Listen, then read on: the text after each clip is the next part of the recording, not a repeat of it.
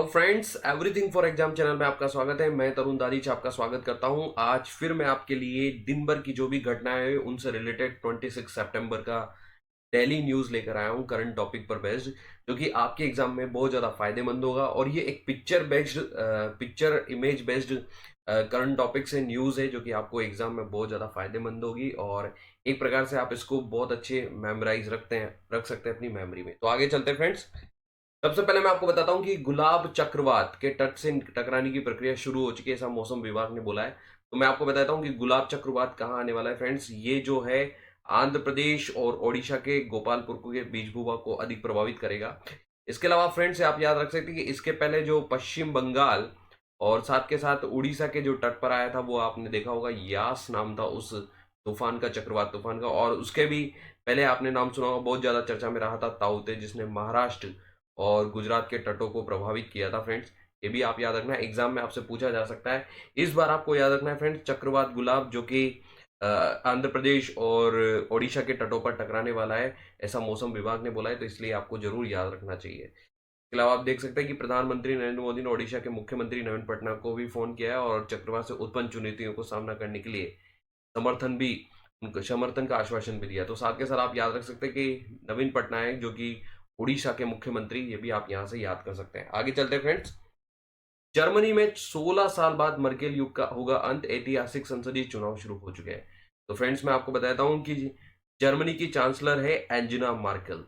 Angela Merkel जो कि बहुत ही फेमस प्रशासक रही है और पूरे मतलब नहीं भी कहते हैं, उन्होंने पूरे जो जितने भी विदेशी यात्राएं या विदेशी अधिकारियों, उनमें अपना एक अलग ही अस्तित्व रखा है। और लगभग उन्होंने 14-16 साल तक जर्मनी पर एज ए चांसलर राज किया है।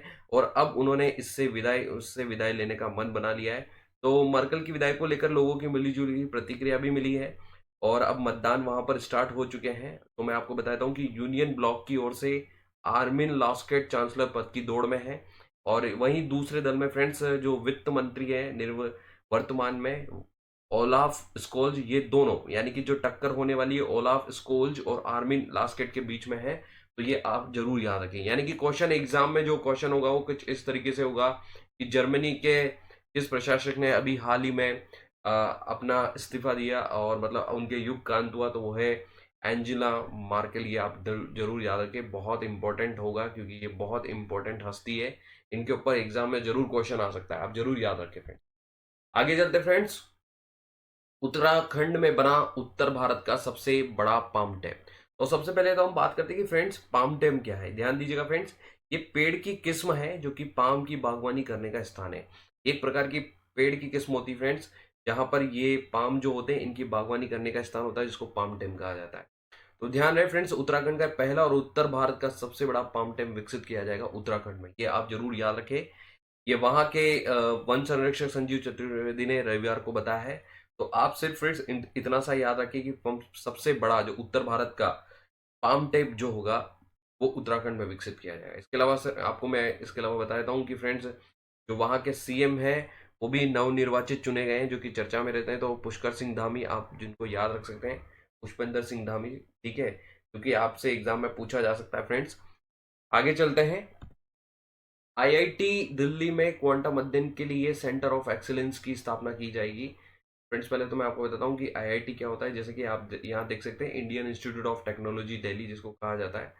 तो ये एक इंजीनियरिंग संस्था होती है जो इंजीनियरिंग कोर्सेज करवाती है, ठीक है, उसी के फील्ड में रिसर्च भी करती है। तो ये क्वांटम अध्ययन के लिए सेंटर ऑफ एक्सीलेंस स्थापित करेगी। तो ये आप एग्जाम के लिए जरूर याद रखें कि क्वांटम जो कि फिजिक्स से जुड़ा एक शब्द है और जिस पर रिसर्च भी की जाती है बहुत सारी। और इससे क्वांटम कंप्यूटरिंग, क्वांटम संचार, क्वांटम सेंसिंग, मेट्रोलॉजी आदि जो भी टेक्नोलॉजीज होगी वो सारी इन चीज़ों का रिसर्च किया जाएगा। और ये आईआईटी दिल्ली में किया जाएगा, ये जरूर याद रखें फ्रेंड्स, एग्जाम में आपसे पूछा। राजस्थान की सोजत मेहंदी को जीआई का दर्जा मिला। तो ध्यान रखिए फ्रेंड्स, अगर आपसे पूछा जाए कि सोजत मेहंदी जिसको जीआई का टैग मिला है वो कहाँ से बिलोंग करती है, तो वो राजस्थान से है। इसको भौगोलिक संकेत जीआई का दर्जा मिलेगा फ्रेंड्स, जिसको बोला जाता है जियोग्राफिकल इंडिकेशन, इसको बोला जाता है फ्रेंड्स। ये भी आप याद रखें, एग्जाम में पूछा जा सकता है। ये जीआई टैग होता है। ये जीआई टैग पर्टिकुलर किसी कृषि, प्राकृतिक मशीनरी, मिठाई आदि को दिया जाता है। और ये जिसके तहत दिया जाता है वो होता है वस्तु पंजीकरण एवं संरक्षण 1999 एक्ट के तहत ये दिया जाता है फ्रेंड्स। ये आप जरूर याद रहे, इस एक्ट के तहत ये जीआई टैग दिया जाता है।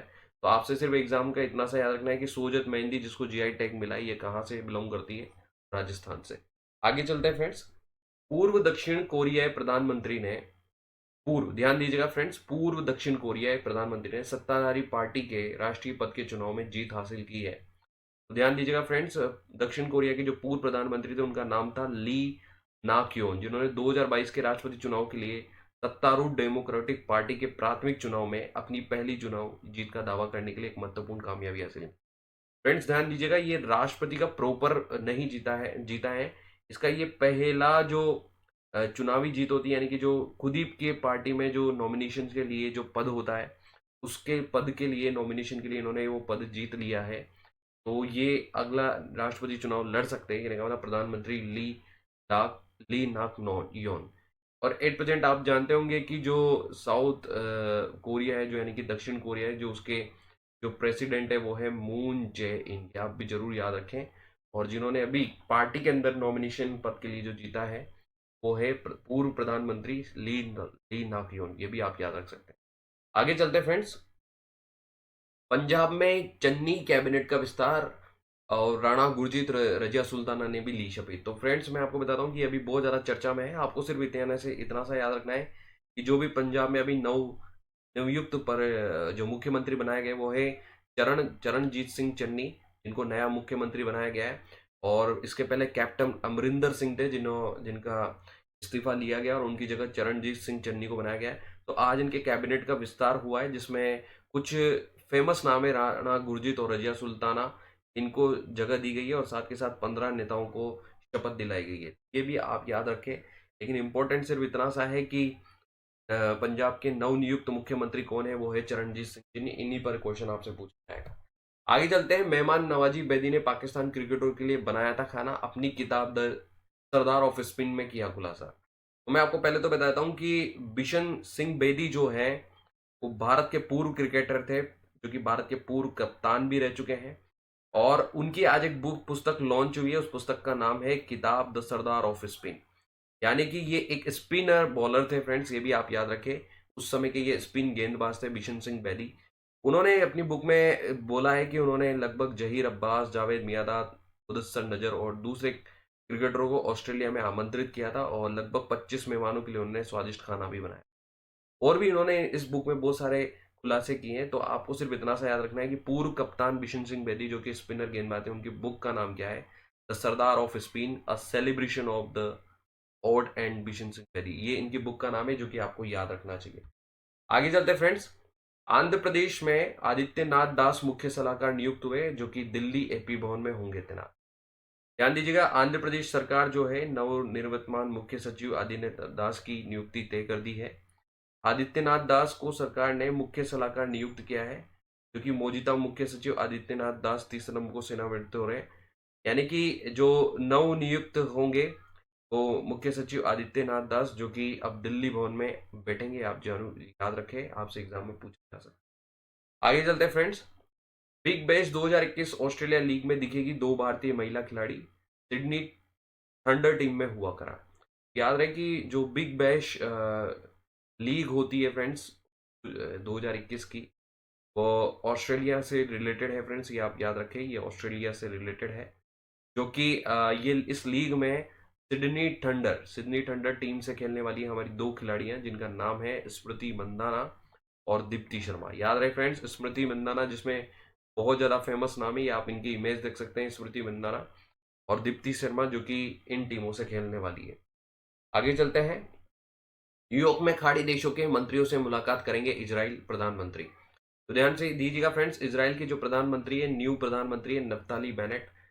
जैसे वैसे आपने देखा होगा कि फ्रेंड्स जब इजराइल का युद्ध चल रहा था गाजा से, फिलिस्तीन गाजा से, उस समय बेंजामिन नेतन्याहू जो थे वहाँ के पीएम, उनको हटा करके जो न्यू पीएम वहाँ पर बने थे वो थे नफ्ताली बेनेट। आप याद रखें फ्रेंड्स, एग्जाम में पूछा जा सकता है वो कौन बने थे, नफ्ताली बेनेट। और वैसे आप जानते हैं कि इसराइल ऐसा देश है जो कि बहुत सारे अपने दुश्मन कंट्रियों से घिरा हुआ है। तो 8% से ऐसा कहा जाता था कि मतलब खाड़ी देशों से उनकी नहीं बनती थी, और धीरे धीरे इसकी शुरुआत की जा रही है कि अब इसराइल खाड़ी देशों से भी अपने संबंध सुधार रहा है। तो इस प्रकार से वो उनसे एक प्रकार से मीटिंग कर रहा है, अपने सुधारों को अच्छे की ओर लेके जा रहा है। ये पहली बार हुआ जब संयुक्त अमीरात के राज्य मंत्री खलीफा शैन से मिलने की उम्मीद है। और इस सभा में वो संयुक्त राष्ट्र महासचिव एंटोनियो गुतरेस से भी मुलाकात करेंगे। याद रहे फ्रेंड्स, आप यहाँ से एक चीज और याद कर सकते हैं कि संयुक्त राष्ट्र महासचिव कौन है? Antonio Guterres. तो फ्रेंड्स, इसके अलावा योगी मंत्रिमंडल का भी विस्तार हुआ है, जिसमें जितिन प्रसाद समेत 7 नए मंत्रियों को शपथ दिलाई गई है। तो फ्रेंड्स, मैं आपको बताता हूँ कि जो जितिन प्रसाद थे, ये कांग्रेस INS यानी कि इंडियन नेशनल कांग्रेस पार्टी से बीजेपी इन्होंने ज्वाइन की थी।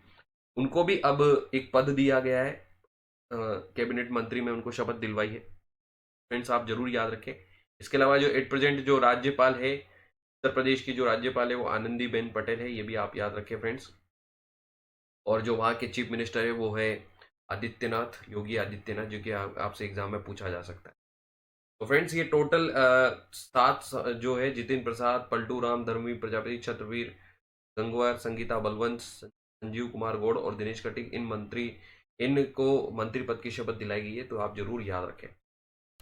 तो लास्ट जो है वो है ट्यूनिशिया की इस्लामी पार्टी के 113 सदस्यों ने इस्तीफा दिया है। फ्रेंड्स, ध्यान दीजिएगा कि ट्यूनिशिया की जो इस्लामिक पार्टी है अन्नाहदा पुनर्जागरण के कुल 113 नेताओं के सदस्यों ने सुधार की कमी के कारण, ध्यान दीजिएगा फ्रेंड्स, सुधारों की कमी के कारण एक प्रकार से सामूहिक इस्तीफा दिया है। ये बहुत बड़ी बात है कि फ्रेंड्स, एक साथ 113 सदस्यों ने इस्तीफा दिया है। ये बहुत बड़ी बात है फ्रेंड्स। तो ये किसका रीजन है कि जो सुधार होने थे उन सुधारों में कमी के कारण इन्होंने एक साथ इस्तीफा दिया है। इसके अलावा फ्रेंड्स, ध्यान रख सकते हैं कि ट्यूनिशिया की जो राजधानी है वो है टुनिश, क्या बहुत से अच्छे से जानते होंगे, टुनिश जिसको बोला जाता है। और जो यहाँ की करेंसी है फ्रेंड्स, आप इसको भी याद रख सकते हैं, डिनार यहाँ की करेंसी है, कि अगर आपसे एग्जाम में पूछा जाए तो। आगे चलते हैं फ्रेंड्स, तो मैं यही कहना चाहूंगा कि हम आपके लिए डेली न्यूज़ मैं आपके लिए daily news, daily current affairs लेकर आऊंगा, ताकि वो आपके लिए एग्जाम में बहुत ज़्यादा फायदेमंद हो। और ये एक प्रकार से इमेज बेस्ड होंगे, जो कि आपको बहुत ज़्यादा सपोर्ट करेंगे फ्रेंड्स। साथ के साथ में एग्जाम्स प्रिपरेशन के सेट्स भी कंटिन्यू रहेंगे फ्रेंड्स, जो कि अभी काम चल रहा है। जल्दी ही सेट 3 आने वाला है फ्रेंड्स। तो friends, thank you for watching everything for exam, and please आप लाइक, सब्सक्राइब एंड शेयर करना। Thank you.